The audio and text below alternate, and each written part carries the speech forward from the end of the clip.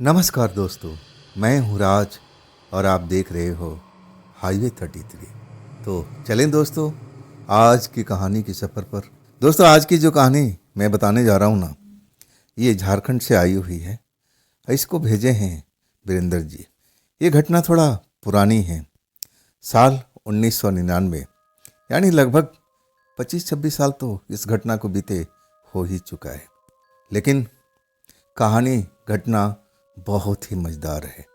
डरावनी के साथ साथ इसमें आपको रहस्य रोमांच भी ज़रूर मिलेगा। तो चलिए देर नहीं करते हैं, इस कहानी को शुरुआत करते हैं वीरेंद्र जी की ही पॉइंट ऑफ व्यू से। दोस्तों मेरा नाम वीरेंद्र है। ये जो घटना मैं आपको सुना रहा हूँ ना, तो मैं एक बार ये कहानी बताते बताते और वो सब घटना याद कर लेता हूँ ना, तो अभी भी मुझे ऐसा लगता है कि वो औरत अभी भी मुझे घूर रही है, मुझे जैसे वार्निंग दे रही हो कि नहीं, ये कहानी कहीं बाहर निकलना नहीं चाहिए। जैसे मुझे आंखें दिखा रही हो, मुझसे अब झगड़ा कर रही हो कि नहीं, ये जो घटना मेरे साथ में हुई थी ना साल 1999 में। मैं मुंबई में रहा करता था, महाराष्ट्र में मुंबई में, और एक होटल रेस्टोरेंट में कुक का काम करता था। मैं बहुत बढ़िया खाना बनाता था, चाहे वेज हो या नॉन वेज हो। पैसा भी अच्छा मिलता था।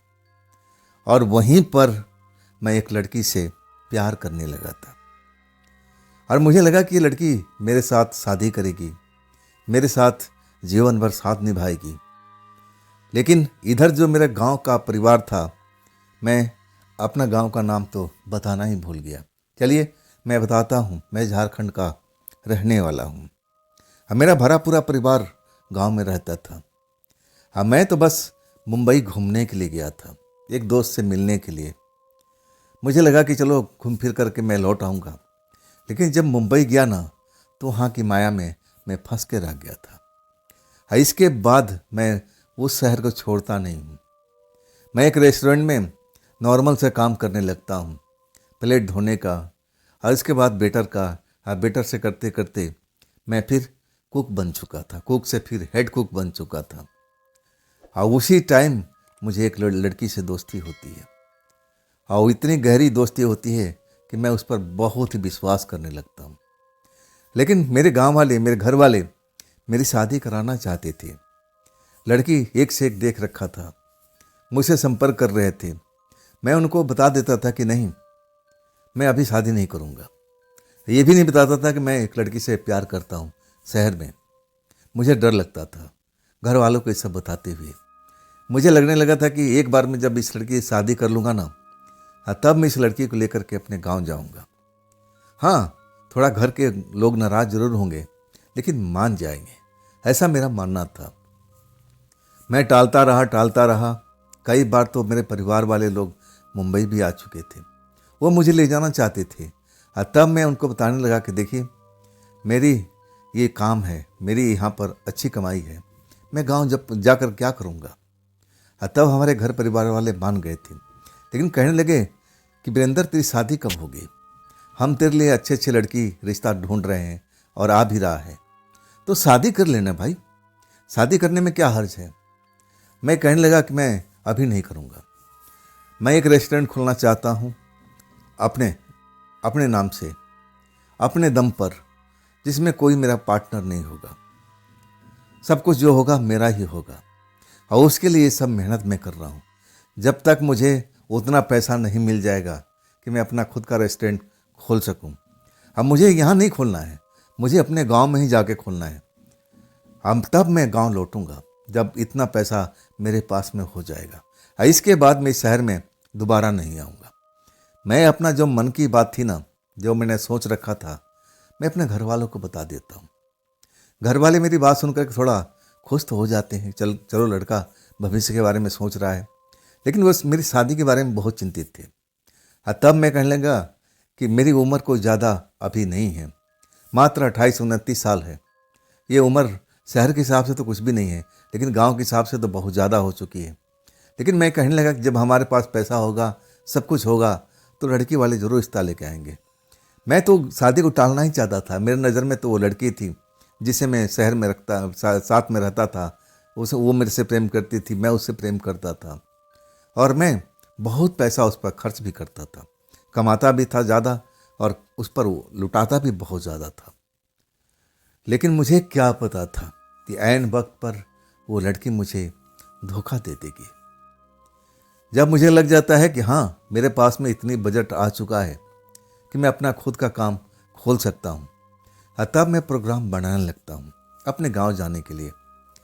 अपने पिता से कहता हूँ कि कोई रोड के साइड पर ऐसा कोई ज़मीन देखो जहाँ पर हम रेस्टोरेंट या ढाबा खोल सके। सब कुछ अपने परिवार वालों को बता दिया था। अब परिवार के सदस्य उस काम में जुटे हुए भी थे। सब परिवार के लोग खुश थे कि चलो मेरा बेटा लौट रहा। अब मुझे भी बहुत बहुत खुशी थी। लेकिन एक डर था कि जब मैं इस लड़की को लेकर जाऊंगा शादीशुदा होकर के, मैंने शादी करके मैं जाना चाहता था, कि कोई अड़ंगा ना फिर मेरे साथ में हो। तो मैं थोड़ा डरा डरा महसूस करता था कि मैं अपने पिताजी का सामना कैसे करूंगा, अपने माँ से नज़रें कैसे मिलाऊंगा। मुझे इस बात का चिंता खाई जा रही थी। ये जब चिंता मैं अपने मन में रख करके फिर उस लड़की से कहता हूँ कि देखो, जब तक मैं यहाँ पर रहा मैं आपको दबाव नहीं डाला कि आप शादी कर लो, लेकिन अब मैं जा रहा हूँ सेटल होने अपने गांव के पास में। हम चाहते हैं, हम दोनों जो फैसला किया था कि हम शादी कर लेंगे। मैं तुम पर कोई प्रेशर इतने दिनों से बनाया नहीं, लेकिन अब मैं कह रहा हूँ कि हम अब शादी कर लेते हैं और इसके बाद पूरा प्लान बता देता हूँ कि हम गांव में जाकर रहेंगे। वहाँ एक रेस्टोरेंट ढाबा हम खोल लेंगे, हमारी ज़िंदगी बड़ा मज़े से गुजरेगी। जैसे ही ये प्लान मैं अपना प्रेमिका को बताता हूँ ना, प्रेमिका का आवाज़ ही बंद हो जाता है। वो मेरी तरफ देखती है। मैं इससे पूछता हूँ कि क्या तुम्हें चलना नहीं है क्या? तुमने तो पहले बोला था कि हाँ तुम तैयार हो जाओ, इतना पैसा कर लो और फिर हम शादी करेंगे और शादी करने के बाद चल पड़ेंगे। आज तुम्हारी बोलती क्यों बंद हो गई? जब मेरे पास इतना पैसा आ चुका है, बजट हो चुका है, तो मैं तो जाना चाहता हूँ ना। तो बताओ हम कब शादी करेंगे? वो जो लड़की मुझसे बहुत प्रेम करती थी, अचानक मेरी तरफ आंखें तरेड़ के देखती है और कहती है कि वो मेरा बचपना था। उस टाइम मेरे दिमाग इतना काम नहीं कर रहा था। मैं तुम्हारे प्यार में पागल हो गई थी, इसलिए मैंने हाँ बोल दिया था। लेकिन मैं अब तुम्हारे साथ में, वो भी तुम्हारे दूर के गांव में, मैं जाना नहीं चाहती हूँ। मैं तो अपने परिवार के साथ यहीं पर रहना चाहती हूँ। मैं कभी भी नहीं आपके साथ जाऊंगी, ना आपके साथ शादी करूंगी। सच कहूँ ना, मुझे उस लड़की पर बहुत गुस्सा आया था, लेकिन मैं अपने गुस्सा को काबू में कर लिया। कई बार उसको समझाया कि तुम अपना वादा तोड़ रही हो। मैं तुम पर इतना पैसा लुटाया, इतना खर्च किया, जो तुमने कहा मैंने वो किया। अब बताओ, अब मेरी बारी है और तुम अपने वादे से निपट रही हो, अब अपने वादे से फिर रही हो, तो मैं क्या समझूं? लड़की एकदम ऐसे बोल रही थी जैसे मेरी किसी बात को परवाह ही ना हो, और कह रही थी कि ना, मैंने वो गलती किया था। मैंने तुमसे बोला था कि मैं तुम्हारे साथ में चलूँगी, वो मेरा बचपना था। अब मैं सोच लिया, समझ लिया, मुझे अकल आ चुकी है। मैं अब तुमसे बोलती हूँ कि मैं नहीं जाऊँगी, ना तुम्हारे साथ शादी करूँगी। तुम्हें जाना हो जाओ, मैं तुम्हें रोकती नहीं हूँ। लड़की उसके बाद मेरे घर से चली गई थी। मैं उदास बैठ गया था। अब मैं सोच लिया कि अब इसके पास में दोबारा बोलने के लिए नहीं जाऊँगा। अभी तो ये हाल है और आगे चल कर के मेरे साथ में ना जाने क्या क्या करेगी। चलो, वक्त से पहले इसका दिल का हाल का पता चल गया। अब फिर मैं अपने दिल को कड़ा करता हूँ और वापसी का टिकट झारखंड का करवा लेता हूँ कि चलो अब चला जाए। अब यहाँ पर रुकना मुझे ठीक नहीं लग रहा था, क्योंकि मैं वहाँ पर रह करके लड़की के बारे में सोचता रहता था, दिल दुखी होता था। मैं उसे प्यार करता था ना, और वो भी कई सालों का प्यार था। हम लोग ने सपना बुना था कि जब मैंने उसको बताया था कि मेरे पास में इतनी बजट आ जाएगी और फिर हम अपने गांव चलेंगे, लेकिन ऐसे नहीं चलेंगे, शादी करके चलेंगे। और तब हमारे घर वाले हमारी शादी को मान्यता दे देंगे, मान जाएंगे। लेकिन सब मेरा जो सपना था चकनाचूर हो चुका था। इसके बाद मैं अपने शहर के लिए चल पड़ता हूँ। उदास रहता हूँ। जब घर पहुँचता हूँ तो घर वाले मेरा उदास चेहरा देखते हैं। बात क्या है वीरेंद्र, बात क्या है वीरेंद्र?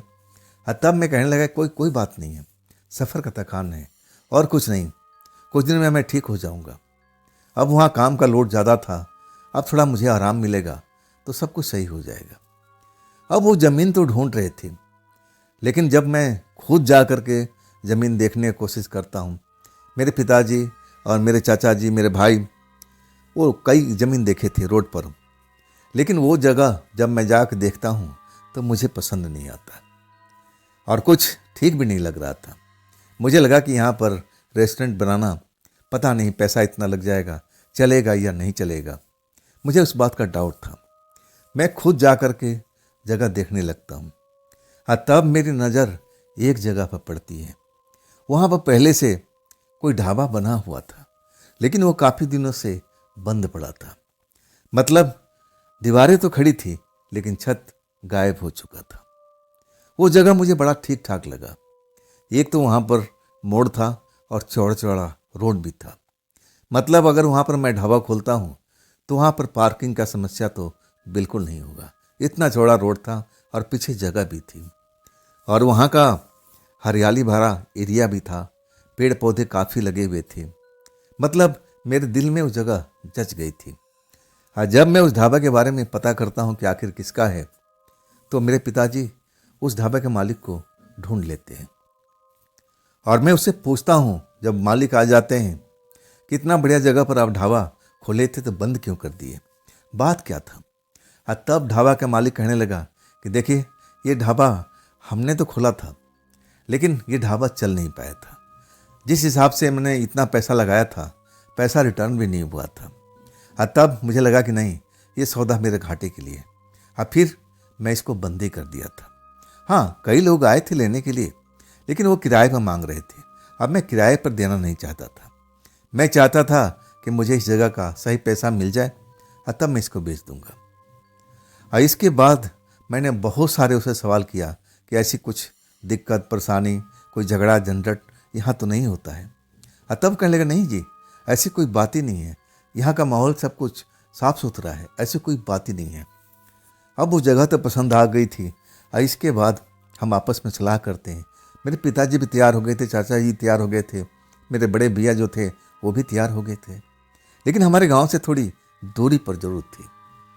खैर, उस जगह को अब सबको अब एकदम पसंद आ चुका था, तो फिर सौदा हो चुका था हमारा। सौदा भी बहुत, जो मैं बजट सोचा था उससे तो कई गुना अब नीचे ही था। और उसके बाद हमारा परिवार अब उसको काम में लगा दिए थे। अब उस जगह को साफ सुथरा और फिर नए सिरे से बनाने का मिस्त्री लेबर सब कुछ लग चुके थे। पैसा तो मेरे पास था ही, पैसे कोई दिक्कत थी नहीं। और उसके बाद काम शुरू हो गया था। कुछ ही दिनों में जो टूटा फूटा ढाबा था अब सुंदर रूप ले लिया था। अब कुछ महीने तो जरूर लगे थे इस काम में, लेकिन जब पूरा ढाबा बन करके तैयार हो गया, फिर जो भी चाहिए ढाबा में सब कुछ आ चुका था। मैंने बिजली के लिए जनरेटर तक जो वो भी था लगवा लिया था। मतलब ऐसी चीज़ का कोई परेशानी ना हो, लाइट चले जाए, लेकिन हमारे पास स्टैंड बाई जरूर था। जनरेटर तक छोटा मैंने ले लिया था कि ऐसी कोई दिक्कत परेशानी नहीं होनी चाहिए। अब ढाबा खोलने का वक्त था। मेरे पिताजी ढाबे को विधिवत पूजा और पाठ भी कराए। ऐसा हमारे यहाँ पर होता है, जब भी नया काम करते हैं तो पूजा का विधि विधान जरूर होता है। पंडित जी आए थे, पूजा पाठ सब कुछ किए, लेकिन उस टाइम ऐसा कुछ हमें या पंडित जी को वहाँ पर लगा भी नहीं था। मुझे तो बिल्कुल नहीं लगा था। जो मैं क्या सोच रहा था, क्या आपको बताने वाला था, वो तो बाद में चल के आपको खुद पता लग जाएगा। पूजा पाठ भी बड़ा आराम से हो जाता है और उसके बाद ढाबा की शुरुआत हम लोग कर लेते हैं। अब तो मैं ही था हेड, खाना बनाने का सब कुछ अब तो अपना काम था, तो मैं बड़ा मस्त, बड़ा खुश था। एक दो लड़के मैंने जरूर रखे हुए थे। अब इसके बाद खाना पीना सब कुछ स्टार्ट हो गया था। लेकिन जितना मैं सोचा था ना कि मैं इतना पैसा रोज का कमाऊंगा, अनुमान था, लेकिन वहाँ तक मैं पहुँच ही नहीं पा रहा था। ये था कि नौकर चाकर का खर्चा, जो सामान हमने लगाया था वो निकल जाता था, लेकिन कमाई अभी कुछ भी नहीं हो रही थी। मतलब 0/0 था, ना तो नफ़ा और ना तो नुकसान। अब पैसा तो मैंने उसमें अच्छा खासा लगाया था। मुझे लगा कि नया नया ढाबा है, अब धीरे धीरे लोग जानेंगे, पहचानेंगे, ट्रक वाले आएंगे, रुकेंगे, बस वाले रुकेंगे। तो ऐसे ही होता है, कोई चीज़ अचानक तो चल नहीं पड़ती है, उसमें ज़रूर वक्त लगता है। मेरे परिवार के लोग भी कहते थे कि तू धीरज मत खो, मेरा नाम लेकर कि वीरेंद्र तू धीरज मत खो, देखना ये एक दिन तेरा ढाबा बहुत ज़ोर ज़ोर से चलेगा, तू लगे रहा, अपना काम करता रहा। मैं अपने परिवार वालों को बात मानता था, मैं अपने काम में जुटा रहता था। 1 महीना गुजर गया, 2 महीना गुजर गया, 3 महीना गुजर गया। 3 महीने जब गुजर जाता है ना, तो मेरी जो पेशेंस है ना वो ख़त्म होने लगती है। मुझे लगता है कि मैं इतना काम किया इसमें, एक से एक बढ़िया डिश बनाता हूँ, खाना बनाता हूँ, नॉन वेज बनाता हूँ, वेज बनाता हूँ, मेरा ढाबा चलता क्यों नहीं है? एक बार जो आता है दोबारा मेरे ढाबे पर आता नहीं है। एक बार जो ट्रक वाला रुकता है दोबारा अब वो लौट के आता नहीं है। मेरे में कोई ना कोई कमी तो है। अब वो कमी क्या थी मैं वो ढूंढ रहा था, लेकिन कमी कोई मिल नहीं रही थी।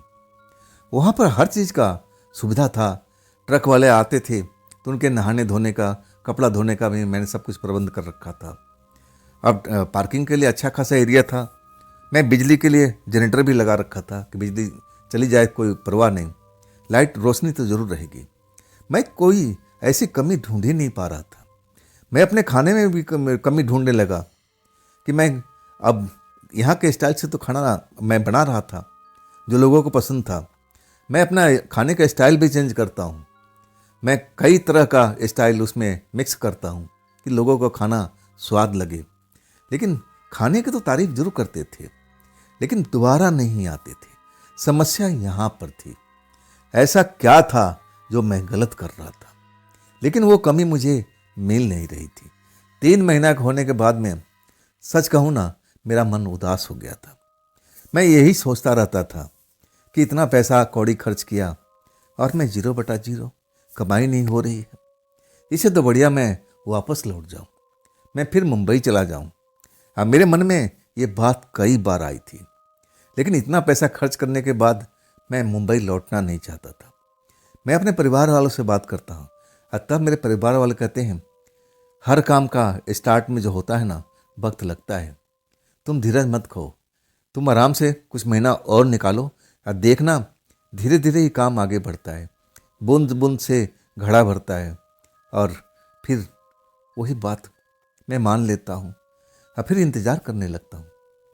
खाना पीना मैं हमेशा चेंज करते रहता था। अब पूरा 6 महीना बीत गया था। हाँ, पहले से मैं मानता हूँ कि थोड़ी बहुत मेरी कमाई जरूर बढ़ी थी, लेकिन इतनी नहीं जो मैंने उम्मीद किया था।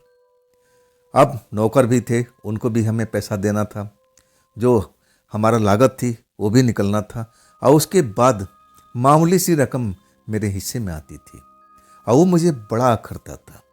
मैं इसी टेंशन में रहता था। कई बार तो मैं घर भी नहीं जाता था। मैं चिंता में डूबने लगा तो मैं रात को अब ढाबा पर ही सोने लगा। कुछ आदत मेरी, वो आदत तो मेरी पहले मुंबई से ही थी। मैं ड्रिंक तो वहाँ भी करता था, लेकिन गांव में आने के बाद मैं उस चीज़ को छोड़ दिया था। लेकिन जब चिंता में मैं डूबने लगा ना, तो फिर उस चीज़ की तरफ मैं बढ़ चुका था। रात के टाइम में ड्रिंक करके और फिर मैं नींद आती नहीं थी, सोने की कोशिश करता था तो नींद नहीं आती थी। और वहाँ पर ऐसा था कि रात को 11 साढ़े 11 बजे तक ढाबा जरूर खुला रहता था। इसके बाद वो रोड बिल्कुल सुनसान हो जाती थी, तो ढाबा किस लिए खुला रहे। फिर हम ढाबा को बंदी कर देते थे और फिर सुबह में हम 7 बजे के आसपास ढाबा को शुरुआत करते थे। तो जब मैं ढाबा बढ़ा देता था, काम बंद हो जाता था। इसके बाद मैं घर जाना छोड़ दिया।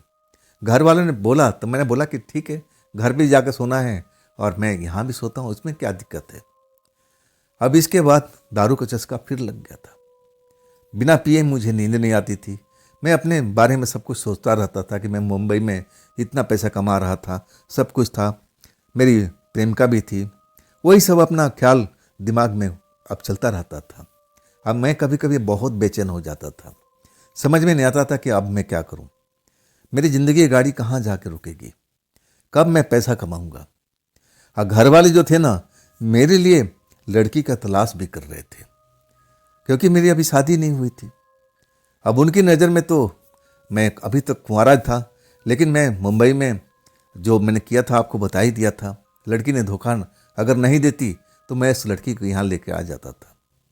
तो मेरा मन जो था ना, लड़कियों के प्रति थोड़ा अब अलग सोच में डूब गया था। मुझे लगा कि अब छोड़ो ये लड़की वड़की के चक्कर, और मैं अब शादी करूँगा ही नहीं। मेरे मन में ऐसा ख्याल आने लगा था। लेकिन घर वाले मेरा पीछा नहीं छोड़ रहे थे, लड़की की तलाश कर रहे थे, और आखिरकार 2-3 रिश्ता आ चुका था। अब मैंने टाल दिया था कि आप अपनी तरफ से देख लो, लेकिन शादी अभी नहीं करूँगा। जब तक मेरा ढाबा सही ढंग से नहीं चलेगा तब तक तो शादी के लिए भूल जाना। आप जो करना है करो, रिश्ता पक्का करना है करो, मैं आपको मना नहीं करता हूँ। लेकिन शादी उसी सूरत में करूँगा जब मेरा ढाबा चलने लगेगा, पैसा कमाने लगेगा, तब मैं करूँगा। घर वाले मान चुके थे। उनको उम्मीद था कि अब तो इतना वक्त हो चुका है, 6 महीना गुजर गया है, अब पहले से थोड़ा बिक्री भी बढ़ चुकी थी। उनको लगने लगा था कि अब कुछ दिनों के बाद में ढाबा तो खूब चलने लगेगा। उम्मीद पर कायम था, उम्मीद पर दुनिया कायम है, और उनका सोचना भी बिल्कुल सही था। लेकिन मैं थोड़ा अब जो मन का था ना, मैं जो विचार थे बड़ा अलग अलग सोच रहा था कि अगर ढाबा नहीं चलेगा तो मैं क्या करूँगा। मुझे वापस लौट जाना चाहिए क्या, फिर मुंबई चला जाऊँ, उसी रेस्टोरेंट में काम करने लगूँ। मैं यही सब प्लानिंग कर रहा था। लेकिन मेरा मन गवाही नहीं दे रहा था कि मैं वापस मुंबई जाऊँ। मुझे लगा कि कुछ देर और इंतज़ार करना चाहिए। और मैं रात को ड्रिंक करके जब अपने खाट पर जाकर के लेटा, नींद नहीं आ रही थी। ड्रिंक करने के बाद भी मुझे उस लड़की के ख्वाब आते थे जो मेरे साथ में काफ़ी दिन गुजारी थी मुंबई में। उसी के ख्वाब आते थे मुझे। उसका हंसता हुआ चेहरा और मेरे आंखों के सामने आ जाता, और तब मेरी आंखों से आंसू निकलने लगता था। मैंने उस पर इतना पैसा खर्च किया था, हद से ज़्यादा। जो जो चीज़ उसने मुझसे मांगा, पैसा कौड़ी सब कुछ दिया, लेकिन ऐन वक्त पर मुझे धोखा दे देती है। और यही सब सोचते सोचते मैं नींद में जा सो चुका था। अब मुझे रात को पहली बार वो सपना मेरे मन में आया था। जब मैं सो चुका था तो मैं देखता हूँ कि मैं इसी जगह पर हूँ, अपने ढाबे के अंदर में हूँ, अपनी चारपाई पर मैं लेटा हुआ हूँ और चिंता में ग्रस्त हूँ। यही सोच रहा हूँ कि ढाबा मेरा चलेगा कि नहीं चलेगा। सपने में भी यही सब मेरे मन में ख्याल चल रहे हैं, और वहाँ पर कोई नहीं है, मेरे आसपास में कोई नहीं दिखाई दे रहा। और तब कोई मुझे मेरा नाम लेकर के पुकारती है, वीरेंद्र वीरेंद्र। जब अपना आवाज़ सुनता हूँ जैसे कोई मेरा नाम लेकर पुकार रहा हो, तब मैं चारपाई से उठ के खड़ा हो जाता हूँ। मैं देखता हूँ कि कौन मुझे, और खास करके औरत की आवाज़ थी, लड़की की आवाज़ थी, तो मैं देखने लगता हूँ, लेकिन वो मुझे दिखाई नहीं देती है। मैं सोचता हूँ कि अरे पता नहीं कौन है भाई। फिर मैं चारपाई पे बैठ जाता हूँ, और फिर वही आवाज़ मेरे कानों में सुनाई देने लगती है, वीरेंद्र वीरेंद्र। और तब मैं कहता हूँ कि कौन है आप, मुझे क्यों नहीं दिखाई दे रहे हो। और तब वो लड़की की आवाज़ आती है कि मैं तुम्हारे सामने में खड़ी हूँ, तुम मुझे देख नहीं पा रहे हो। मैं सपने के अंदर में हूँ। ये जो कहानी चल रही है ना, यहाँ से सपने के अंदर में चल रही है। मैं सपने के अंदर में हूँ। मैं उस लड़की को जवाब देता हूँ जो जिसकी आवाज़ मेरे कानों में पड़ रही थी कि नहीं जी, मुझे आप दिखाई नहीं दे रहे, कौन हो आप, अब मुझे क्या चाहिए। और तब फिर वो लड़की खिलखिला करके हंसने लगती है और कहती है कि मैं तो तुम्हारे सामने खड़ी हूँ, तुम मुझे देख नहीं पा रहे हो क्या। अब मैं कहता हूँ गुस्से से कि नहीं, मैं आपको नहीं देख पा रहा हूँ, आप सामने आओगे तभी तो मैं देख पाऊँगा, आपकी आवाज़ मेरे कानों में ज़रूर आ रही है। और तब उसी पल वो लड़की मेरे सामने में बिल्कुल आ जाती है। और जो मेरे मुंबई वाली प्रेमिका थी ना, उससे कद काठी हल्का फुल्का चेहरा जरूर मिलता जुलता था। एक नज़र में जब देखता हूँ तो मुझे लगता है ये तो मेरी प्रेमिका आ गई। मैं बड़ा खुश हो जाता हूँ, अरे तुम यहाँ कैसे आ गई। और तब ध्यान से उसका चेहरा देखता हूँ ना, तब मुझे अब उसके चेहरे में और इसके चेहरे में बहुत फर्क नजर आता है। हाँ, कद काठी जरूर मिलती थी, शरीर मिलता था, चेहरा भी कुछ मिलता था, लेकिन फर्क तो जरूर था। तो मैं उस अनजान चेहरे को देख करके हैरान हो जाता हूँ। अब पूछता हूँ कि आप कौन है जी, आप कौन हैं? तब वो कहती है, क्या मुझे बैठने के लिए नहीं बोलोगे? तब मैं कहता हूँ, हाँ हाँ, ये कुर्सी है, बैठ जाइए, इस पर बैठ जाइए, बताइए अपने बारे में, मुझसे क्या चाहिए आपको? तब वो कहती है कि मैं आपके पास में आई हूँ, मैं देख रही हूँ कि काफ़ी दिनों से आप परेशान हैं, आपके समझ में नहीं आ रहा है कि आपका ढाबा चलेगा या ना चलेगा, है ना? ऐसे ही आप सोच रहे हैं ना? मेरे मन की बात कैसे जानती है? मैं उससे सवाल पूछता हूँ कि बिल्कुल आपका सोचना वाजिब है, लेकिन आप मेरे मन की बात को कैसे जानती हैं? तब कहती है कि मैं इधर से हर रोज़ गुजरती हूँ, मैं इधर से आती भी हूँ और जाती हूँ।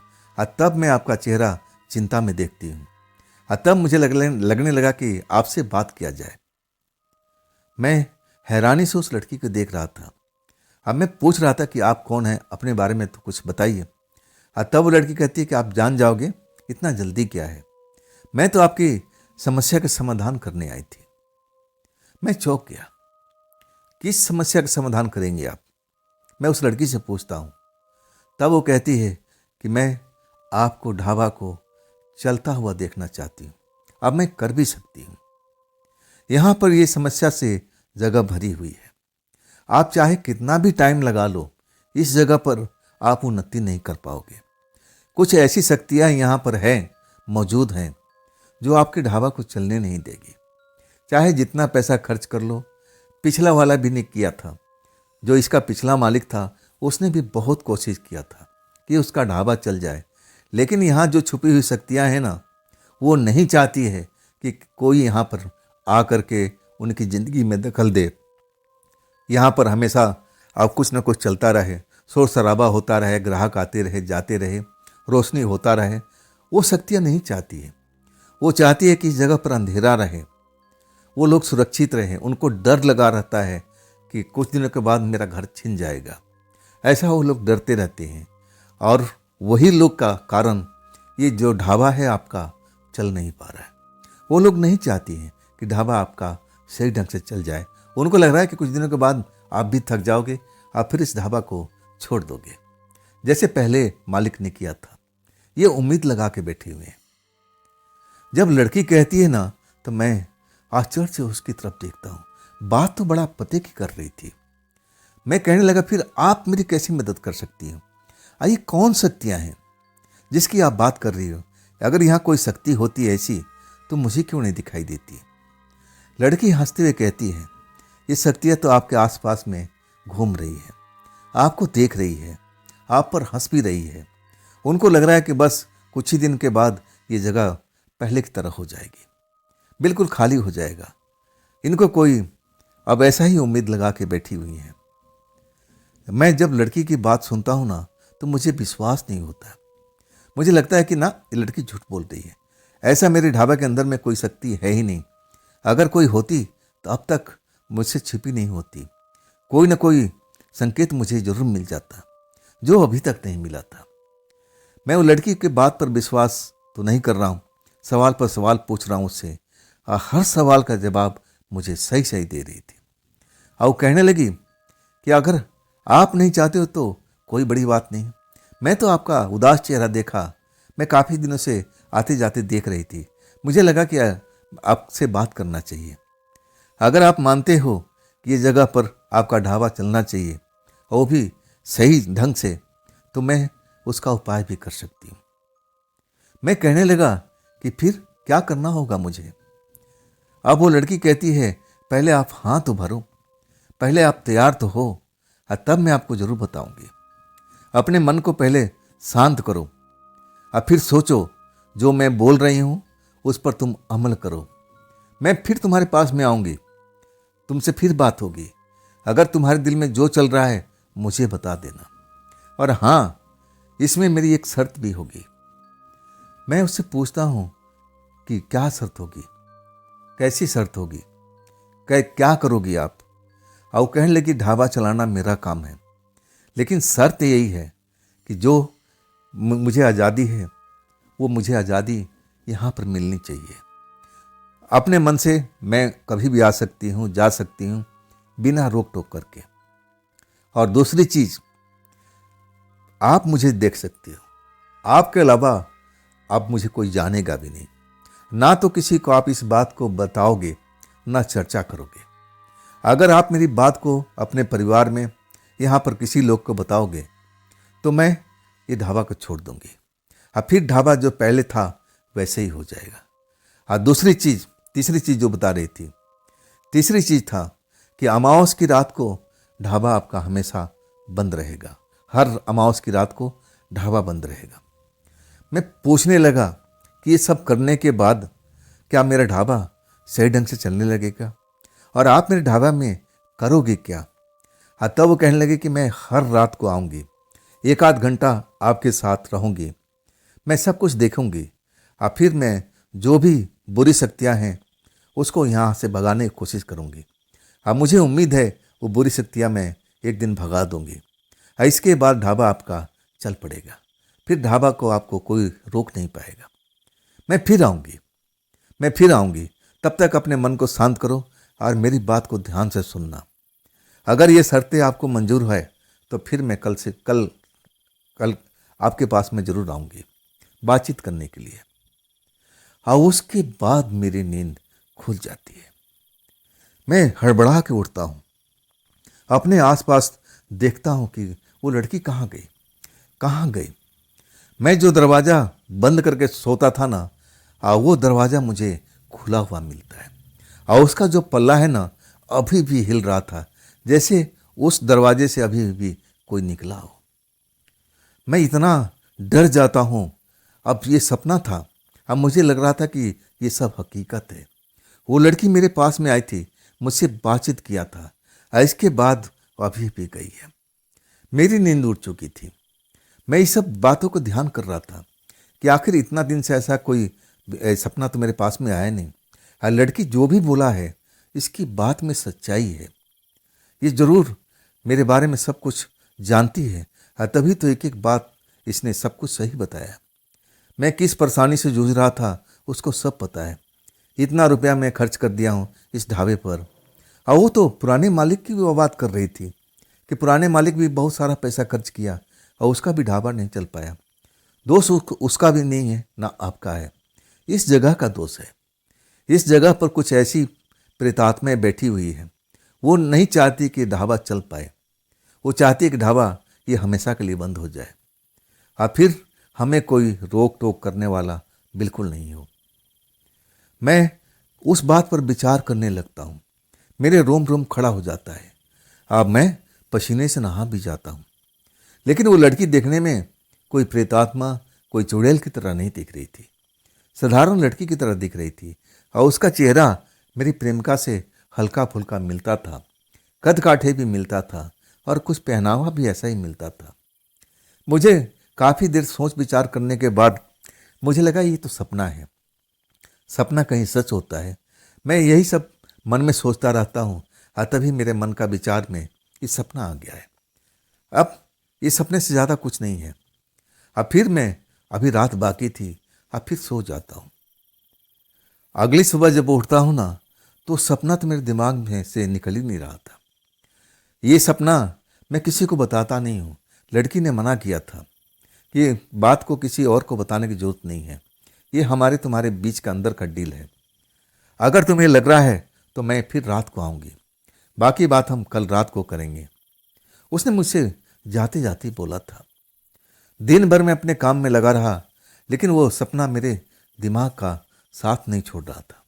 ऐसा लग रहा था कि मेरे सामने में लड़की हो, मुझे दूर से देख रही हो, मुस्कुरा रही हो, और कह रही हो कि वीरेंद्र, क्या मेरी शर्तें तुम्हें मंजूर है? मैं तो बस ऐसे ख्वाब में चल रहा था। रात हो जाती है, मैं इसके बाद मेरे घर के परिवार भी आ जाते हैं। उनसे कुछ आधा घंटा करीब बातचीत होती है। मैं उनको भी नहीं बताता हूँ। मैं, ऐसा लग रहा था कि जैसे लड़की ने सत्य बोला है। ये बात को मैं दबा के रखता हूँ, जाहिर नहीं होने देता हूँ कि जैसे सपने की बात है। मुझे तो लग रहा था कि ऐसा कैसे हो सकता है? सब कुछ बातें तो सत्य कह रही थी, कोई भी झूठ नहीं था। मुझे लगने लगा कि चलो, अगर वो सपना नहीं था तो फिर वो लड़की जरूर आएगी। उससे मुझे कोई डर नहीं लग रहा था, डर जैसा कुछ महसूस भी नहीं हो रहा था। वो तो कह रही थी कि इस जगह पर ऐसी आत्माएं हैं जो तुम्हारे ढाबे को चलने नहीं देती है। वो बिल्कुल एकांत उनको पसंद है। वो चाहती है कि इस जगह पर हमेशा अंधेरा बना रहे, यहाँ रोशनी भी न जले। और वो तुम्हें बर्बाद करके देख लेना, ये जगह तुम्हें खाली करना पड़ेगा। सब कुछ बता दिया था उसने। मैं जब रात को, जब कोई काम नहीं रहता है, अब ढाबा में बढ़ा देता हूँ। इसके बाद मैं ड्रिंक करने बैठ जाता हूँ। 2-4 पैक पीने के बाद में फिर मुझे उसी बात पर सोचने का मौका मिलता है। हाँ, मैं ऐसे ही सोचते सोचते कब अपने खाट पर सो जाता हूँ, मुझे होश नहीं रहता। हाँ, जैसे गहरी नींद में जाता हूँ, ऐसा लगता है कि ये कोई स्वप्न नहीं है। वो लड़की आके मुझे आवाज़ देती है, मेरा नाम लेके पुकारती है। हाँ, मैं अब उसको बुलाता हूँ कि मैं तो आपका इंतज़ार कर रहा था। जैसे ये स्वप्न हो, बिल्कुल सामने सामने में चल रहा हो। मेरे बगल के कुर्सी पर आकर के बैठ जाती है और फिर मुस्कुराते हुए कहती है कि जो मैंने तुमने पिछली रात को कहा था, तुमने विचार तो ज़रूर किया होगा। हाँ, तब मैं कहता हूँ हाँ, मैंने विचार बहुत किया। मुझे लगा कि जो आपने बात बताया है बिल्कुल सत्य तो है, इसमें कोई मुझे झूठ नहीं लग रहा है। लेकिन 1-2 चीज़ें मुझे खटक रही है। एक तो पहले, आप कौन हैं? आप मेरी मदद क्यों करना चाहती हैं? क्या आपको इस ढाबा में हिस्सा भी चाहिए क्या? हाँ, तब वो खिलखिला कर हंसने लगती है। हाँ, कहती है कि नहीं, मुझे इस ढाबा में कोई हिस्सा नहीं चाहिए। मैं पैसे के लिए काम करने के लिए नहीं आई हूँ। हाँ, मुझे कुछ खाना पीना जरूर चाहिए, जो मैं अपने आप ले लूँगी। और मैं फिर सवाल करता हूँ कि आप कहाँ के रहने वाली हो? और दूसरा सवाल करता हूँ कि ढाबे जो आप बता रही हैं कि अमावस की रात को बंद होगा, ऐसा क्यों करेंगे हम? ऐसा क्यों मुझे करना चाहिए? तब वो सवाल का मुझे जवाब देती है। कहती है कि देखो, हर चीज़ का रहस्य बताया नहीं जा सकता है। तुम्हारा अब पूरा महीना ढाबा चलता रहता है। अगर एक रात ढाबा तुम्हारा बंद हो जाएगा तो तुम पर कोई आफत तो नहीं टूट जाएगी। ये चल के मैं आखिर में बताऊंगी कि ये काम तुम्हें क्यों करना चाहिए। तब मैं कहता हूँ कि क्या ये सब करने से मेरा ढाबा चलने लगेगा, कमाई होने लगेगी? तब लड़की कहती है कि बिल्कुल होगी। वो जो तुम्हारे यहाँ पर शक्तियाँ हैं, बुरी शक्तियाँ हैं, वो खुल के बात करती है। यहाँ जो तुम्हारे आसपास में जो शक्ति तुम्हें दिखाई नहीं दे रही है, वो बहुत बुरी शक्ति है। और वो चाह रही है कि किसी भी कारण से अब ये ढाबा तो बंदी हो जाए, और वो पूरा अपना दाव आजमा रही हैं। अब ज़्यादा टाइम नहीं है इस ढाबा को बंद होने में, जैसा मुझे महसूस हो रहा है। तुम भी निराशा में डूबे हुए हो, और तुम्हारे परिवार वाले भी अब ऐसा ही लग रहा है। वो तुमसे झूठी बात कर रहे हैं। बस बात वहीं तक, जब तक तुम्हारी शादी नहीं हो जाती है, और तब तक तो तुम्हें टरका रहे हैं। वो तो जैसे मेरे परिवार के बारे में सब कुछ जानती थी, और वो भी जानती थी कि मेरे लिए रिश्ता ढूंढा जा रहा है, शादी करना सब चाहते हैं। मैं एकदम उस लड़की की तरफ देखता हूँ, ये है क्या भाई? तब मैं उससे पूछता हूँ कि ये सब बातें तुम्हें कैसे पता? तब कहती कि हर बात का जवाब नहीं होता है। हाँ, अगर तुम मेरी शर्त मानते हो, एक शर्त और मैं जोड़ देती हूँ कि मुझसे तुम बार बार सवाल नहीं पूछोगे कि मैं कौन हूँ और तुम्हारा ये काम मैं क्यों करना चाहती हूँ। हाँ, मुझे नॉन वेज का शौक़ है, मुझे नॉन वेज का खुशबू मुझे अब अच्छा लगता है। तुम जो खाना बनाते हो ना, वो खाना मुझे बहुत ही आकर्षित करता है। कई बार मैं आकर के तुम्हारे यहाँ से बर्तन से खाना मैं चख भी चुकी हूँ। तब मुझे लगा कि तुम कारीगर तो बहुत बढ़िया हो। मुझे लगा कि तुम्हारी मदद करना चाहिए, और मदद में मुझे फ़ायदा था। मुझे खाने पीने की पूरी छूट मिल जाएगी। जब मैं पूरी बात सुनता हूँ ना, मुझे लग नहीं पा रहा था कि मैं कोई स्वप्न में खोया हुआ हूँ, कोई स्वप्न में हूँ। अब मैं बातचीत स्वप्न में कर रहा हूँ। मुझे आभास हो रहा था कि मैं उस लड़की के आमने सामने बैठा हुआ हूँ और बात कर रहा हूँ। तब मैं कहता हूँ कि चलिए, ये सब शर्त मुझे मंजूर है। तो कब से आप ये काम का शुरुआत कर रही हैं? कब से मेरा ढाबा चलने लगेगा? कब से मैं उम्मीद करूं? तब कहती है कि बहुत जल्दी। अब तुमने हाँ बोल दिया ना, तो मैं कल से शुरुआत करती हूँ। लेकिन शर्त तुम भूलना मत। शर्तें तुम्हें याद है ना कि तुम्हें क्या क्या करना है। एक तो मुझे रोक टोक पसंद नहीं है, और दूसरी चीज़ है कि मैं कब आऊँगी कब जाऊँगी तुम मुझे देख पाओगे और कोई देख नहीं पाएगा। तुम इस बात को किसी को जग जाहिर नहीं होने दोगे। सब कुछ वो बताती जा रही थी। जो भी शर्त था वही पुरानी शर्त था, नया शर्त तो कुछ था ही नहीं। अब मैं उस शर्त को हामी भर देता हूँ कि ठीक है, मुझे सारी शर्तें मंजूर है। और उसके बाद जैसे मुझे जगा देती है, हड़बड़ा के उठता हूँ मैं अपनी खाट से। और वो मुझे पहली बार नजर आती है उस दरवाजे से निकलती हुई, और एक झटके से दरवाज़ा खींचती है और फिर दूसरी तरफ निकल जाती है। और वो जो दरवाज़ा है हवा में झूल रहा था। मेरे आंखों के सामने सब कुछ चल रहा था। मेरी हिम्मत नहीं हो रही थी कि मैं खाट से उठूं और उसको आवाज़ दूं कि आप थोड़ा रुकिए तो सही, रुकिए तो सही। मेरे मन तो कर रहा था, लेकिन जैसे लग रहा था कि जैसे मेरी आवाज़ बिल्कुल बंद हो चुकी हो। रोम रोम खड़े हो गए थे। इसके बाद मैं सो ही नहीं पाया था। रात काफ़ी थी और मैं जागते हुए जब मुझे लगा कि मैं डरा हुआ हूँ, तब मैं एक दो पैग और पी लेता हूँ। मैं सोचने की कोशिश करता हूँ कि जो मैंने कुछ देखा है, महसूस किया है, स्वप्न में जरूर बात हुई, लेकिन हकीकत तो थी। मैं उस लड़की को जाते हुए देखा हूँ, पीछे से, आगे से शक्ल देख नहीं पाया। उस वक़्त में मेरे सामने से गुजर के गई है। वो दरवाज़ा भी खुला और फिर आगे निकल गई। दरवाज़ा काफ़ी देर तक अब आगे पीछे होता रहा। तो ये सपने की बात नहीं है। और उसके बाद जब दो चार पैग पी लेता हूँ, तब मुझे नींद आ जाती है। जब सुबह में कुछ शोर होता है, तब मेरी नींद खुलती है। लड़के भी उठ चुके थे। लड़के मुझे जगाते हैं कि उस्ताद जी उठ जाइए ना, उस्ताद जी उठ जाइए ना। सब मुझे उस्ताद जी कहते थे, क्योंकि मैं उनका बॉस था ना। जो गुरु होता है उसको उस्ताद ही बुलाया जाता है। वो लड़का मेरे से पाक कला का विधि सीखना चाहते थे। मैं जो खाना बनाता था वो सब कैसे बनाता हूँ वो सब मुझसे सीखना चाहते थे, इसलिए मुझे उस्ताद कहते थे। तब मैं कहता हूँ कि बात क्या हो, अभी तो सुबह ही हुई है, ज़्यादा टाइम तो नहीं हुआ। तब कहने लगे कि 4-5 ट्रकें आकर रुक गई हैं और वो चाह रहे हैं कि उनके लिए नाश्ता पानी, चाय पानी सब कुछ जल्दी जल्दी तैयार हो जाए। ऐसा मेरे अब ढाबे पर पहली बार हो रहा था जब इकट्ठी 4-5 ट्रकें आकर रुकती है। मैं कहता हूँ फिर देरी क्या है, ढाबा खोलो, अपने काम पर लग जाओ। मैं बड़ा खुश हो जाता हूँ। ये तो चमत्कार ही हो रहा था।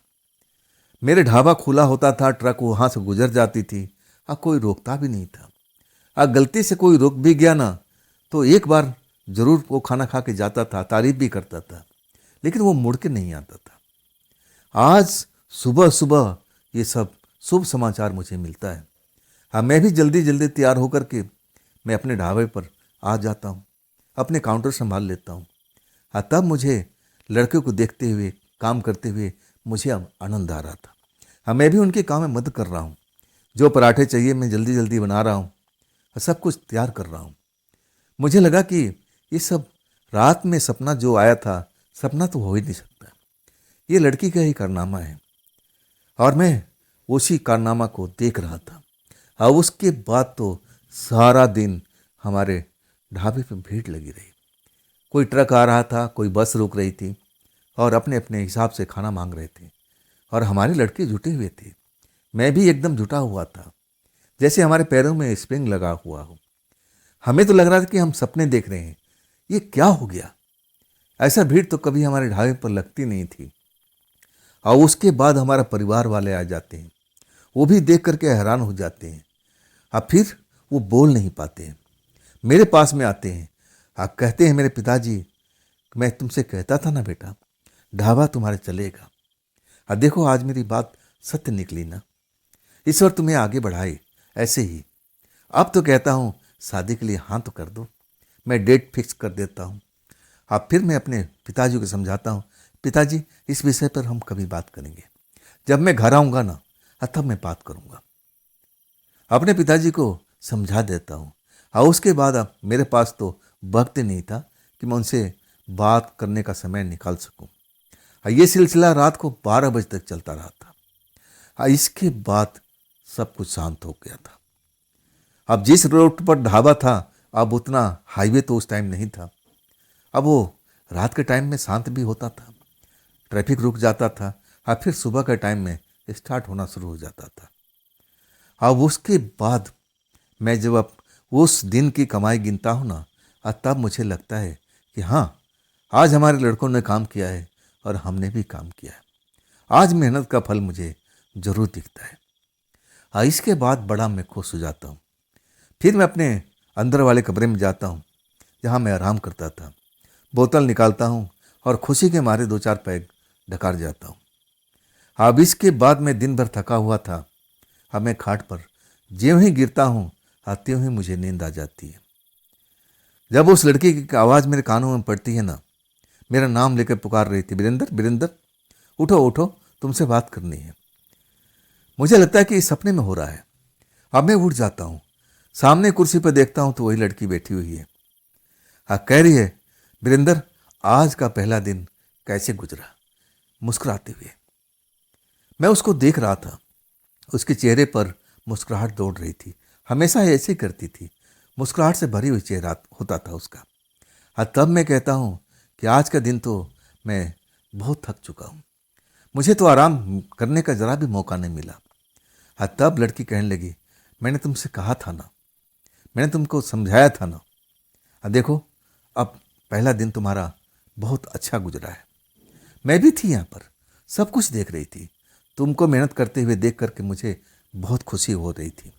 मैं पहले भी देखा करती थी तुम काउंटर पर बैठे हुए और तुम कुछ सोचते रहते थे, और तब तुम्हारा चेहरा अब ऐसा लगता नहीं था, तुम निराशा में डूबे हुए थे। अब मुझे तभी लगा था कि इस लड़के का मुझे मदद करना चाहिए, ये निराशा में डूबता जा रहा है। और तब मैं उसके आगे हाथ जोड़ देता हूँ कि देवी जी, आप अपने बारे में तो कुछ बता दीजिए। तब वो बड़ी बड़ी आंखें तेरे देती है, कहती है, तुम नियम को तोड़ रहे हो। मैंने तुमसे कहा था ना कि मुझसे कोई सवाल मत पूछना, ऐसी कोई बात ना पूछना जो मुझे बुरा लगे। तुम नियम को तोड़ रहे हो, अपनी शर्त को तोड़ रहे हो। क्या तुम्हें ढाबा आगे नहीं चलाना है? तब मैं कहता हूँ कि जी, मुझसे गलती हो गई, कान पकड़ लेता हूँ, माफ़ी मांग लेता हूँ। तब वो मुस्कुरा देती है, कहती है कि तुम अब खाने का जो रेसिपी है उसको भी बदला करो, हर दिन नया नया रेसिपी बनाओ। देखना तुम्हारा ढाबा अब ऐसे ही चलता रहेगा। मैं उन बुरी शक्तियों को यहाँ से हटा करके कहीं और शिफ्ट कर दिया हूँ, और मैं उनको रोक के रखी हूँ। मैं ऐसी जगह पर उनको रोका हुआ है कि वो चाह करके भी इस जगह तक नहीं आ सकती, लेकिन वो छटपटा रही हैं। वो जगह उनको पसंद नहीं आ रही है, क्योंकि यहाँ पर वो सालों से राज करती रही है ना, और एक नहीं, बहुत सारी हैं। सब की सब बुरी शक्तियाँ हैं। मुझे उनको संभालने में बहुत एनर्जी लगाना पड़ा है, लेकिन मैं उनको रोक दिया है। अब चिंता की बात नहीं है, तुम्हारा ढाबा यूं ही चलता रहेगा। कुछ देर उस लड़की से मैं बातचीत करता हूँ, और तब लड़की कहती है, अब मुझे जाना होगा, मैं तुमसे फिर मिलूंगी। फिर वही दरवाज़ा खोलती है और वो बाहर निकल जाती है। मैं उसको रोकना चाहता हूँ, लेकिन रोक नहीं पाता हूँ। उस लड़की ने मुझे अब शर्त भी बताया था कि मेरी निजी ज़िंदगी के बारे में तुम कुछ भी नहीं पूछोगे, मुझसे कुछ उल्टा सीधा सवाल भी नहीं पूछोगे, मैं कहाँ से आती हूँ, क्या करती हूँ, कुछ भी नहीं पूछोगे। अगर मैं पूछता हूँ तो शर्त का उल्लंघन होता है। और आखिरकार वो ढाबा मेरा चल पड़ा था। जैसे ढाबा तरक्की करने लगा, अब मुझ पर शादी का दबाव भी बढ़ने लगा था। मेरे पापा चाहते थे कि मैं जल्द से जल्द शादी कर लूं, लेकिन मैं भी टालना चाहता था। मैं चाहता था कि कम से कम 5-6 महीना और टरका दिया जाए, और वो टरकाने में मैं सफल हो जाता हूँ। लेकिन उस बीच मेरे पापा का कहना था कि कम से कम जिस लड़की को तुम्हें शादी करना है, कम से कम एक बार तो देख लो, तुम हाँ तो भर दो, और फिर हम रिश्ता पक्का कर देंगे। इसके लिए मैं तैयार हो जाता हूँ, और आखिरकार हम उस लड़की को देखने अब पहुँच जाते हैं।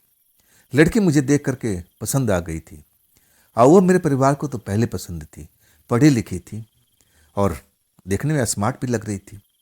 तब मैं अपने पिताजी से कह देता हूँ कि ठीक है, लड़की पसंद है, लेकिन शादी का जल्दीबाजी मत कीजिएगा, मुझे काम को जमाना है। हमने बहुत इंतज़ार किया है, बहुत पैसा खर्च किया है, अब हमारा कमाने का टाइम है। अभी मैं शादी के झंझट में पड़ना नहीं चाहता हूँ। पिताजी मेरी बात को समझ जाते हैं। कहते हैं कि ठीक है, जब तू कहेगा तभी शादी होगी। तू 6 महीना मांग रहा है ना, मैं तुझे 8 महीना दे रहा हूँ। अब तो ठीक है ना। तब मुझे लगा कि बिल्कुल यही तो मैं चाहता था। अब फिर अपने ढाबे को संभालने में मैं लग गया था। वो जो लड़की थी ना, हर रोज नहीं आती थी, कभी हफ्ता में 1 दिन 2 दिन। जब भी आती थी ना, वो रात के टाइम में, जब मैं अपने अंदर वाले कमरे में आराम कर रहा होता, नींद में होता था, तब मुझे जगाती थी, मेरा नाम लेकर के बोलती थी कि आप सब कुछ सही चल रहा है ना, सब कुछ सही है ना। तब मैं कहता कि आपकी मेहरबानी से। अब आपको अपने बारे में तो कुछ नहीं बताना है, लेकिन ये बताइए, ये जो मेरा खाना पीना है आप कभी चखते भी हैं?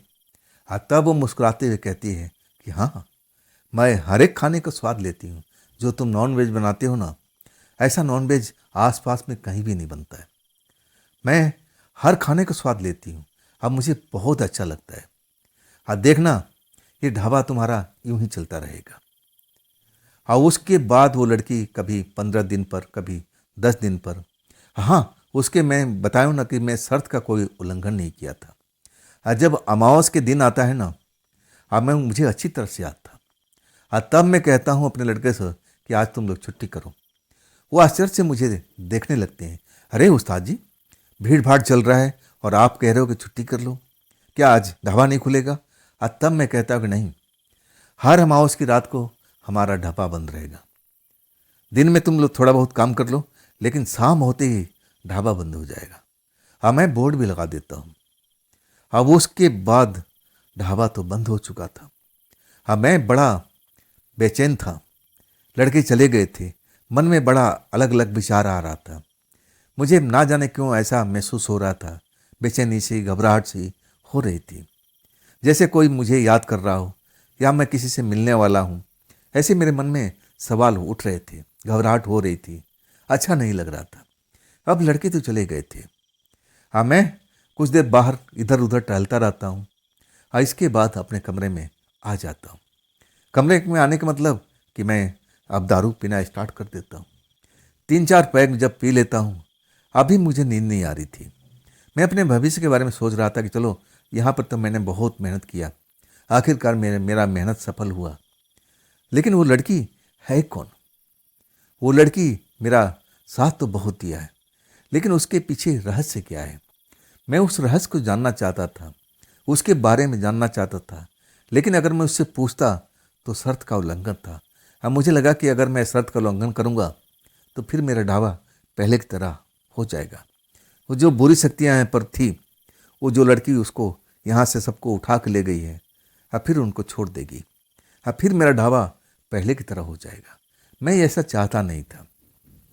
मैं पैग लगा रहा था, धीरे धीरे अपने भविष्य के बारे में सोच रहा था। तभी वही आवाज़ मुझे सुनाई देती है।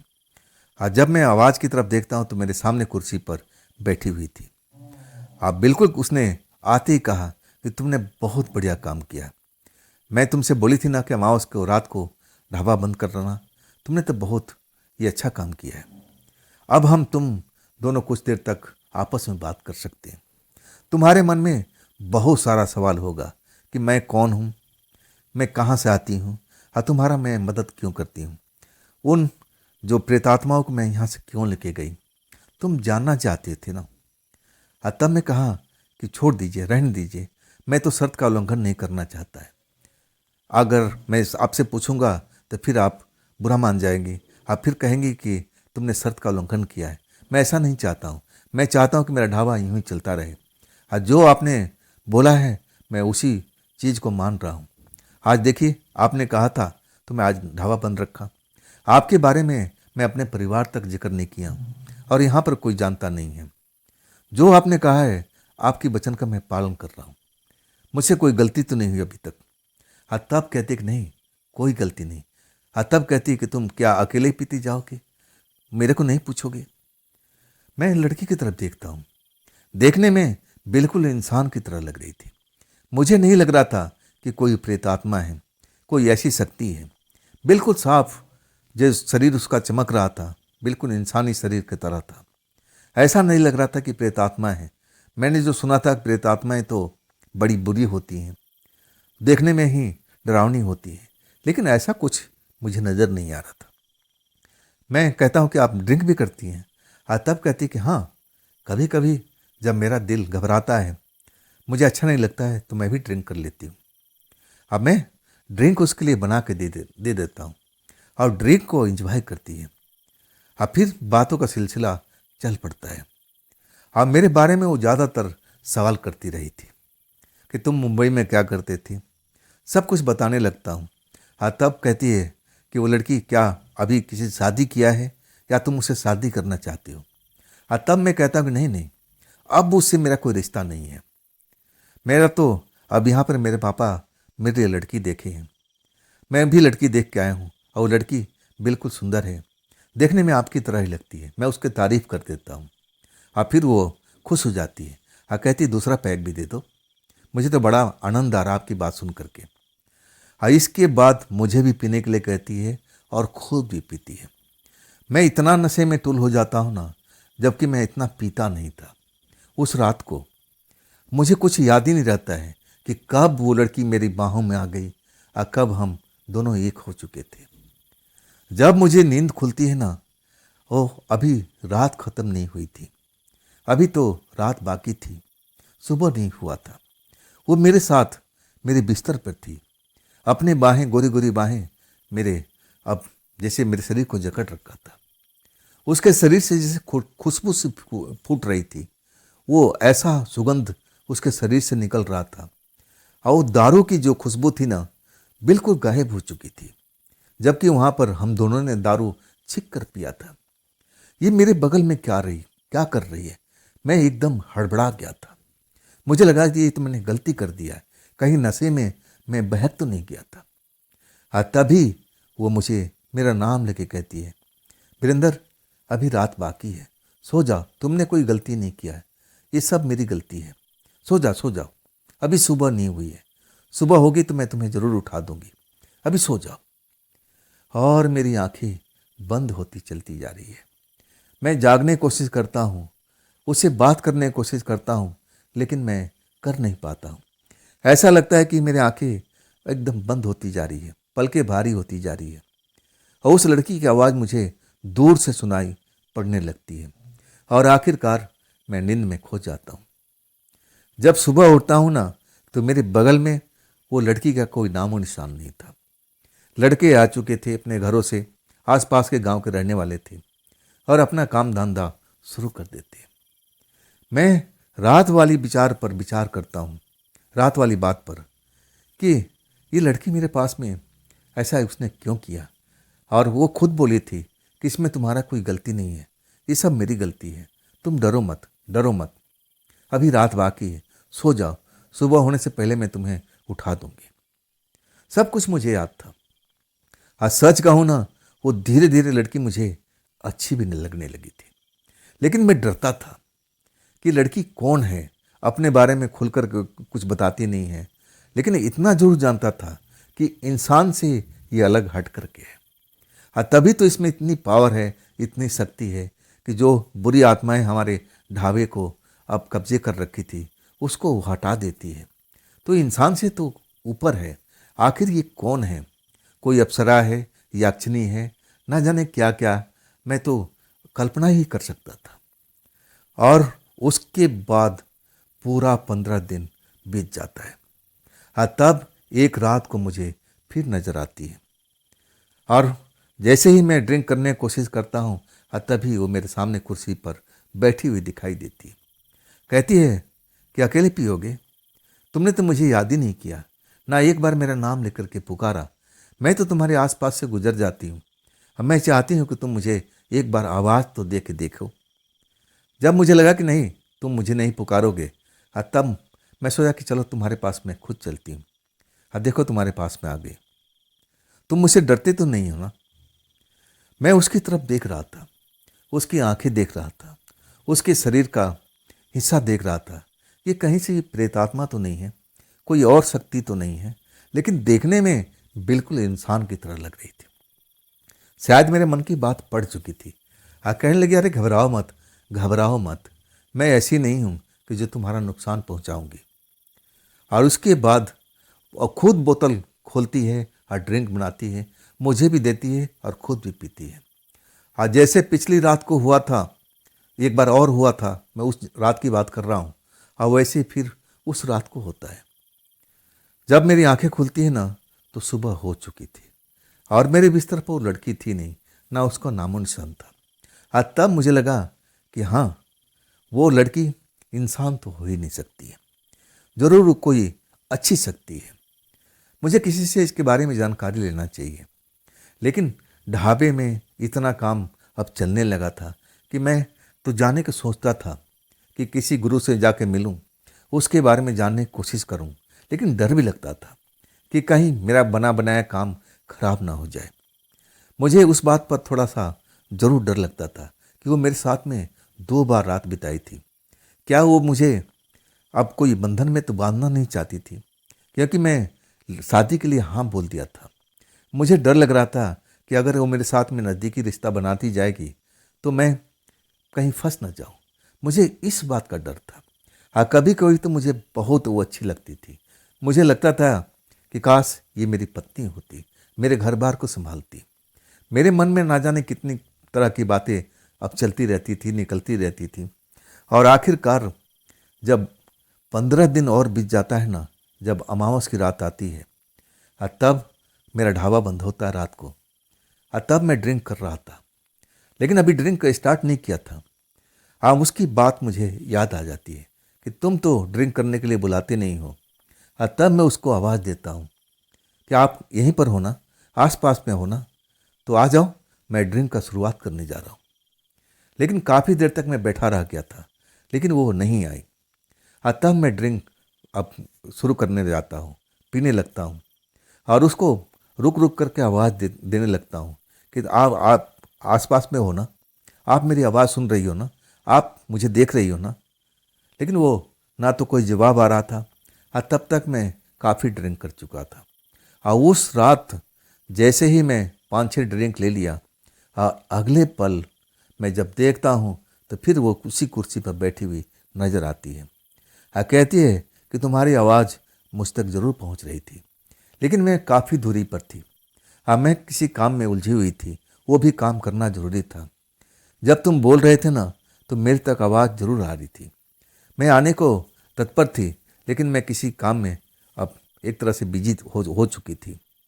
हाँ देखो, अब वो काम निपटा करके तुम्हारे पास में आ गई। चलो, अब तो रात हमारी है, अब मुझे कहीं आना जाना भी नहीं है। अब मैं यहीं पर रहूँगी। हाँ, उसके बाद ड्रिंक करने लगती है। हाँ, ड्रिंक मैं भी काफ़ी कर चुका था। अचानक ड्रिंक करते करते रुक जाती है।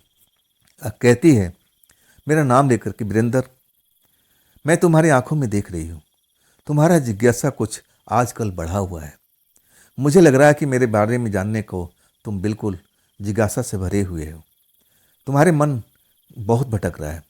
तुम किसी के पास में जाने की भी सोच रहे हो, किसी ऐसे तांत्रिक मांत्रिक के पास में जो मेरे बारे में जानकारी दे सके।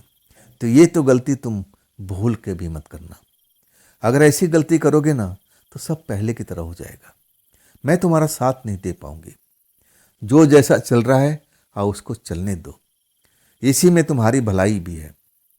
मेरा क्या जाता है, मेरे को कोई फर्क नहीं पड़ता है, लेकिन सब कुछ तुम्हारा बर्बाद हो जाएगा। अब मैं ऐसा नहीं चाहती हूँ, तो तुम अपने मन से ये फितूर जरूर निकाल देना। जब मैं उसकी बात सुनता हूँ ना, तो मेरा नशा उतर चुका था। मैं डर चुका था। वो मेरे मन की बात मैंने गहराई तक पहुँच गई थी। तब मैं घबरा गया था। तब मैं डरा हुआ था। तब वो मुझे अब एक तरह से सामान्य करने की कोशिश करने लगी। अरे डरो मत, डरो मत, मैं तो ऐसे ही बोल दिया था। अब सच बोलो, तुम मेरे से क्या जानना चाहती हो? उसको लग गया कि लड़का तो बहुत डरा हुआ है। तब मैं कहने लगा, कुछ भी नहीं चाहता हूँ। आप तो सब कुछ मुझे पहले ही बता दिया है, नियम शर्तें लागू कर दिया है, तो मैं कैसे पूछ सकता हूँ? तब वो हंसते हुए कहती है कि चलो, मैं अपने बारे में तुम्हें आज सब कुछ बता देती हूँ। लेकिन ध्यान रखना, ये बात अपने परिवार में या किसी भी मित्र को, चाहे यहाँ पर किसी को बताने का हिम्मत मत रखना। अगर तुम किसी को बोलोगे ना, तो मुझे पता चल जाएगा। इसके बाद मैं इस जगह को छोड़ दूंगी और कभी भी तुम्हारा साथ देने के लिए मैं नहीं आऊँगी। अब इसके बाद तुम सोच सकते हो ना तुम्हारे साथ में क्या होने वाला है। वो प्रेतात्माएं फिर लौट आएगी। जो पहले तुम्हारे साथ में चल रहा था सब कुछ खेल वही हो जाएगा। तो तू क्या ऐसा तुम करना चाहोगे? तब मैं कहता हूँ कि नहीं नहीं, मुझे आपके बारे में जानने की कोशिश मुझे बिल्कुल नहीं करना है। तब वो कहने लगी कि मैं जानता हूँ तुम्हारे अंदर में जिज्ञासा भरा हुआ है। तुम मेरे बारे में ज़्यादातर सोचती रहती हो, जानने की कोशिश करते हो कि मैं कौन हूँ, कहाँ से आती हूँ और तुम्हारा क्यों मदद करती हूँ। चलो इस कहानी को आज हम ख़त्म ही करते हैं। मैं सब कुछ तुम्हें बता देती हूँ। तब वो जो बताना शुरू करती है तब मैं उसका मुंह देखने लगता हूँ। वो कहती है कि मैं वास्तव में एक प्रेतात्मा हूँ, लेकिन एक बुरी आत्मा नहीं हूँ। मैं एक साधु बाबा के पास में रहती थी और साधु बाबा बहुत अच्छे इंसान थे। मैं उनकी काम में मदद करती थी और वो मुझे बहुत ज्ञान की बातें सिखाते थे।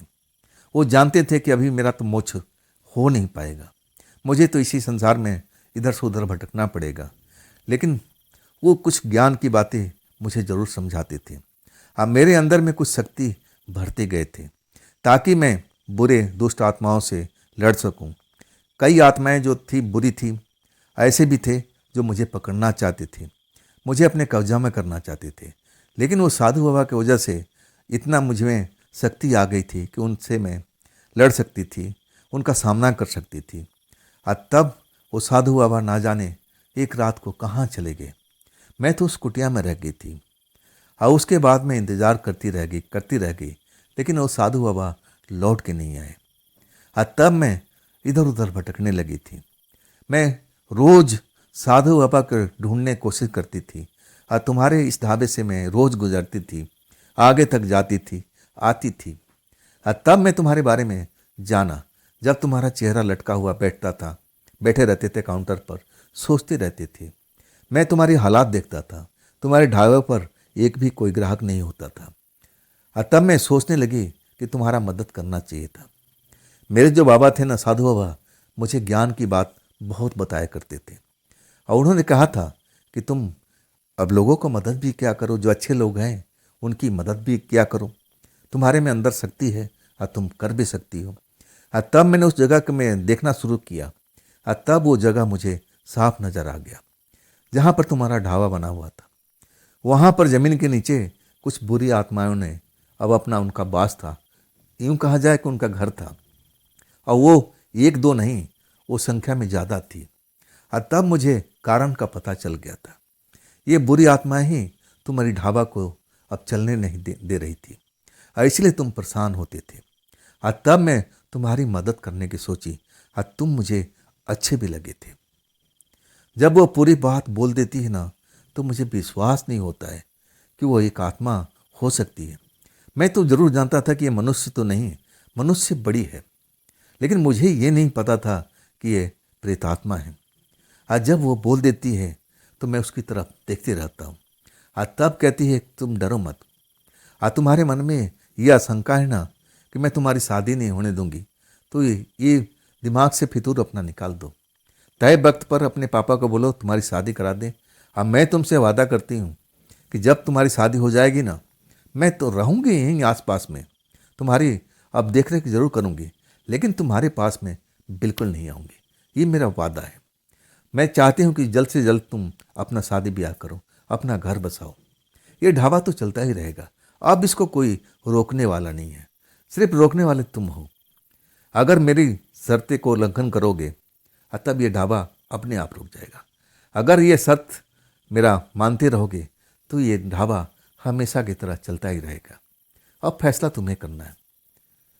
सच कहूँ ना, जब सुबह होता है ना, वो लड़की मेरे बिस्तर पर थी नहीं, कब की चली गई थी, मुझे तो कुछ ध्यान भी नहीं था। तब मैंने फैसला कर लिया था कि जो लड़की कह रही है सत्य तो है, एक प्रेतात्मा तो है, अब इसमें इसका क्या दोष है। अब फिर मैं अपने पिता से कहता हूँ कि आप शादी की तैयारी कीजिए।